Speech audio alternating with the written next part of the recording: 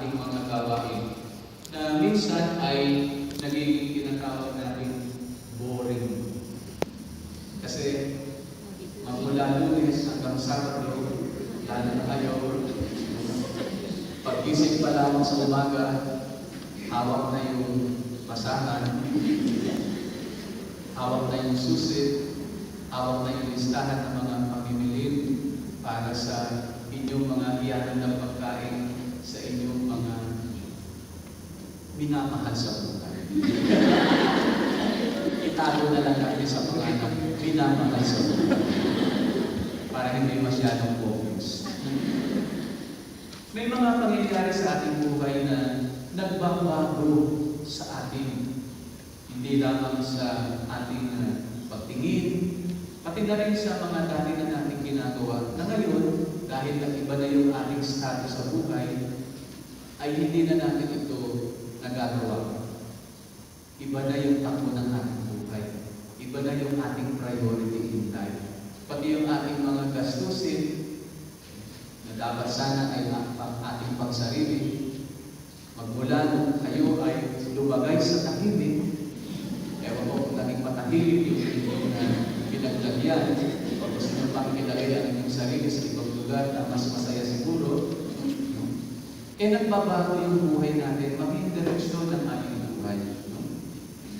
Ilan sa mga halimbawa na nagbabago ng ating buhay at nagbabago ng direksyon ng takbo ng ating buhay ay kung kayo ay unang umibig, yung tinatawag ng first love, na hanggang sa ngayon ay first love pa rin. Hoping na yung inyong first love ay inyong naging katuwang sa buhay.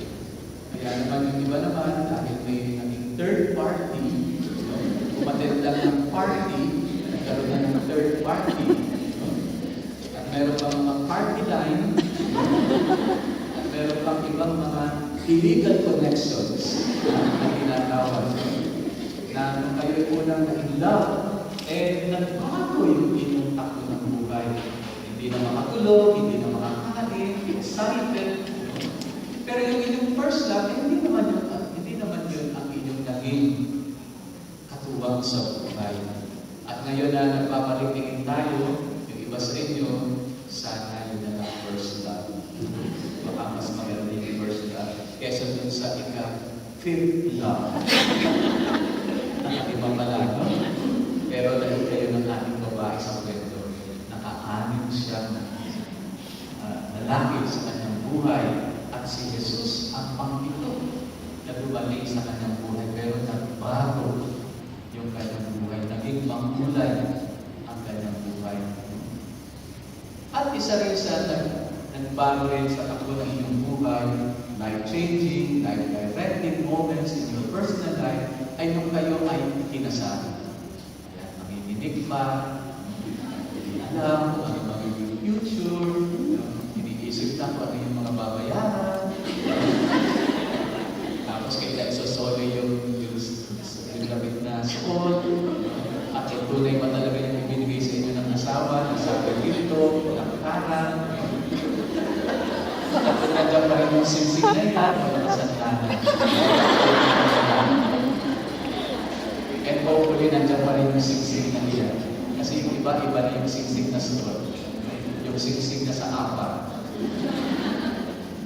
Of course, yung coming of the first child, life-changing din. Kasi hindi na lang kayo mag-asawa, kundi ngayon ay naging mga magulang na rin kayo. And therefore, nagbago rin yung inyong status sa buhay at yung inyong mga roles. And then, of course, the most exciting part ay nung lumaki na yung mga bata, and then aakyat ang magulang sa stage. Kasi magsasabi na ribbon. At yung ribbon na yun ay best in attendance. First of all, best in attendance. Ako yun lang. Kasi ang aking bata, absent ng isa, kasi sa hindi naasahan, ay nakapag-absent. Pero ang worst na award sa best in attendance ay kung kailan yung awarding niya, tsaka naman ang absent. So, these are mga tinatawag nating ordinary events na nagiging extraordinary events at nagbabago ng takbo at direksyon ng ating buhay. Something like this happened in the life of yung Samaritan woman na dating magkaaway yung Hudyo at mga Samaritano. Pero because of this ordinary event na pagsalok sa tubig, pagtigib ng tubig, at si Jesus naman yung usual feeling natin na nauuhaw tayo. This has changed the life of this Samaritan woman. Na nag-iba na yung takbo ng kanyang buhay sapagkat nakilala na si Jesus at kung siya ay nakilala ni Jesus, ay nag-iba yung kanilang pagtingin sa bawat isa. Maaari din ba ang ordinary event na ito, na araw-araw ninyong ginawa, ay maaaring pagdulot ng kakaibang pangyayari at yung ordinary yun ay maging extraordinary. Tubig na ginagamit natin sa pag-inom, tubig na ginagamit natin sa pagdidilig ng anak, tubig na ginagamit natin sa ating paglinis ng ating sarili. Pero ngayon nakilala natin si Jesus nung tayo bininyagan, nagbago yung ating pananaw sa tubig. Sapagkat ang tubig ng tayo bininyagan ay lilinis tayo sa ating mga kasalanan. At kapag binibisikan tayo ng tubig, ay lumalakas yung ating pananalig sa Diyos. Kapag binibisikan tayo ng tubig, ay para na rin nililinis muli ang ating sarili sa ating mga nagawang kasalanan sa Diyos at maging sa ating kapwa. Yung encounter ni Jesus, yung pagtatakbo ni Jesus at ng babae na sumasalot lamang ng tubig sa balon, ay nagdulot ng kakaibang karanasan sa buhay ni Jesus at sa buhay ng babae. Na pang-araw-araw na sumasalot ng tubig. Sinabi ni Jesus sa babae, bibigyan kita ng tubig na kapag iyong ininom ay hindi ka na muli mauuhaw. Nang ibig sabihin ni Jesus ay hindi ka na kailangan pang sumalot ang araw-araw ng tubig. Sapagkat ngayon ang tubig na iyong maiinom na manggagaling sa akin ay tubig na magbibigay sa iyo ng walang hanggan. Ibig sabihin, kapag ininom mo ito, ay magkakaroon ng tinatawag na balon mismo sa iyong sarili. Spring. And therefore, during our baptism, if we believe it, na tayo rin ay nagkaroon ng balon mismo sa ating sariling buhay. Sa ating sarili ay nakabalog ang tinatawag na balon na kung saan ay walang hanggan ang pagdaloy ng tubig. Nakailanman ay hindi tayo mauuhaw. Nakailanman ay hindi tayo matitigan. Nakailanman ay hindi na natin kailangan sumalot pa ng tubig sapagkat ang tubig na ito ay ang tubig na nanggagaling sa Diyos. Mga kapatid, sa ating pagdarasal ay ito ay isang uri ng pagsalot ng tubig. Every time we come to prayer in order to fetch water. Napapansin niyo yan, kapag kayo ay parang nanghihina, kayo ay natatakot, kayo ay may mga bagay na hindi ninyo ma-resolve sa inyong buhay. When you come to prayer, it is like coming to the fountain of life. And after prayer, nag-iiba yung ating pakiramdam. Nagkakaroon tayo ng lakas upang harapin natin ang mga pinamasa natin sa buhay. Anuman yung mga pag-aalinlangan natin sa buhay. Anuman yung mga pinagdadaanan natin mabigat sa buhay. That when we bring this to prayer, lumalakas yung ating loob na harapin ang anuman ang mga pasakit at mga problema na ating dinadala sa buhay. This is what Jesus is telling us in the gospel this afternoon. There is the spring of living water kung atin lamang pupuntahan ang bagay nito na mismo nandito na mismo sa ating buong sarili, sa ating katauhan, ay mananaig sa atin, hindi ang takot. Ang mananaig sa atin ay ang lakas ng loob. We meet God and pray. And when we meet God, something in us changes. Ordinaryo lang na nagdarasal tayo. but there is something that is happening inside of us. Something ordinary has become extraordinary. Mga kapatid sa pananalangin, hindi tayo umaalis pagkatapos ng panalangin na walang nangyayari sa atin. Because every moment of prayer is an encounter with God. Every time we attend the Mass, something happens inside of us. Walang makapagsasabi na walang nangyari sa akin habang ako ay dumadalo sa banal na Santa Misa. The encounter of Jesus and the woman at the well was an encounter of two persons. When tayo dumadalo sa Santa Misa, nakikilala natin ang lubos si Kristo. Especially kapag ini-explain ng pare ano yung mga tinuturo ni Kristo, mas lalo natin siyang nakikilala. And in trying to get to know Jesus, we try to get to know more of ourselves. Mas lalo natin nakikilala ang ating sarili. Just as God continues to get to know us. Si Jesus, nung pumunta pala sa balon, ay hindi naman talaga siya nauuhaw.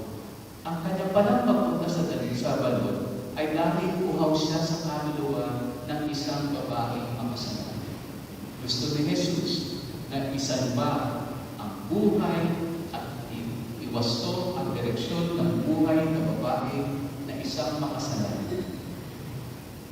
Nauuhaw si Jesus, katulad ng Diyos, nauuhaw sa pag-ibig at nauuhaw sa pagbibigay ng kapatawaran sa isang babaeng makasalanan. Ganon din ang babae. Ang kanyang pagpunta sa balon ay nagkataon lamang na kailangan niyang umigil ng tubig.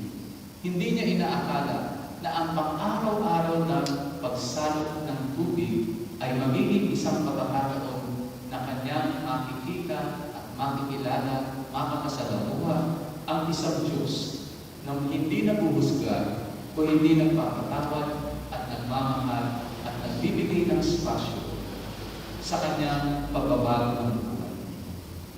Mga kapatid, ang kwentong ito ay kwento ng ating buhay. Ito ay nung unang dinala tayo ng ating mga magulang nung tayo ay pininyagan sa isang balon na kung saan ay ang pari ay binuhusan tayo ng tubig sa ating ulo. At sa pagbubuhas ng tubig na ito ay nalaman natin ang Diyos. Ngayon na tayo ay may wasto ng pag-iisip at lumaki na tayo.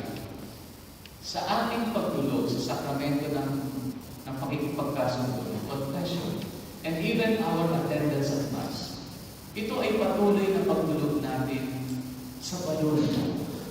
Sa ating mga pananampalataya at ilang pang mga activities na ginagawa natin in relation to God. Because these are all part of what we call pagtulog sa balon. Upang tumigil ng tubig. We return to the well of life as we are thirsty to drink of God's love and forgiveness. Sa mga tuwid, in every participation natin sa misa, nasasatisfy yung thirst natin, hindi lamang to get to know God, nasasatisfy yung thirst natin for love, for forgiveness, for compassion of God. It can be the ordinary routine of coming to Mass, but it can bring about what we call extraordinary encounter with the presence of the Lord. Sana wag natin ma-miss in any opportunity na tayo ay makatulog sa Santa Misa o sa sakramento ng Confession or any other sacraments wherein we can be present and we can attend. Because these are occasions of extraordinary encounter to what we call the spring of living water. Para bang nagre-refill tayo, we come to the refill station ng tubig. Walang bayan. Pero sobra-sobra ang maaaring itulog ito sa ating buhay. Lent is a time to revisit the well. Every time you go to Mass during this season, it is a revisit to the well of life. Let us never get tired of sana tayo mapagod of doing something routinary, since it is where the extraordinary and God's grace can come to us. Our Sunday routine of coming to the church upang magdasal, upang ipagdiwang ang Eucharistia. Lahat tayo ay lumalabas sa selebrasyon na ito na punong-puno ang ating lalagyan ng tubig na umakapaw. Not anymore with ordinary water. Umuwi tayo, yung ating spring of living water has been refilled with love, with compassion, with understanding, and with patience. Indeed, God has changed many. And like the woman at the well, we are also invited to tell others about our own personal experience of today. That indeed today, we met the source of the spring of living water, that today the Lord has refilled us. Kaya uuwi kayo sa hapon ito, punong-puno ng tubig, umaapaw, siksik, lilig, umaapaw. And we meet again next Sunday to refill. Kasi baka yung iba sa inyo, hindi na makaabot ng linggo, kailangan i-refill agad. So you know the number, you know the address, where to go. You don't have to come here to the church because the source is actually inside of you. So come to prayer, come to Mass, come to any of the sacraments, and you will be refilled with the living water. Magsidraga tayo lahat, sabay-sabay na.